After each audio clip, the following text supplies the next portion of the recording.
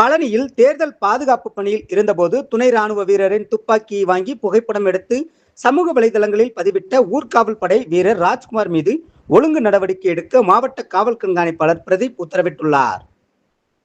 தேர்தல் பாதுகாப்பு பணியில் மிக கடுமையான கட்டுப்பாட்டுகள் விதிக்கப்பட்டிருந்த நிலையில் பழனி அருகே உள்ள பாலசமுத்திரத்தில் ஊர்காவல் படை வீரர் ஒருவர் செய்த செயல் தற்போது அவருக்கு பெரும் சிக்கலை ஏற்படுத்தியுள்ளது. திண்டுக்கல் மாவட்டம் பழனி பாலசமுத்திரம் பகுதியில் ஊர்காவல் படை பணியாற்றி வருபவர் ராஜ்குமார்.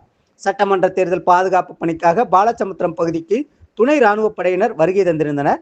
அப்போது அங்கு பணியில் இருந்த ராஜ்குமார் பாதுகாப்பு விதிகளை துச்சமாக மதித்து துணை ராணுவ வீரர் ஒருவரின் துப்பாக்கியை பெற்று அதனுடன் கெத்தாக போஸ் கொடுத்து புகைப்படம் எடுத்துள்ளார்.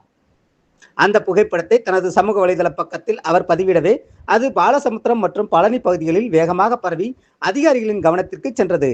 பாதுகாப்பு பணியின் போது இதுபோன்ற ஆயுதங்களுடன் விளையாடுவதும் அதை புகைப்படம் எடுப்பதும் மிக விதிமீறல் என்பது குறிப்பிடத்தக்கது.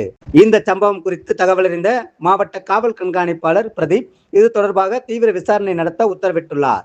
பாலசமுத்திரம் பகுதியில் துப்பாக்கியை கையாண்ட ஊர்காவல் படை வீரர் ராஜ்குமார் மற்றும் அந்த ஆயுதத்தை தந்த துணை ராணுவ வீரர் ஆகிய இருவரிடமும் துறை ரீதியான விசாரணை நடைபெற்று வருகிறது.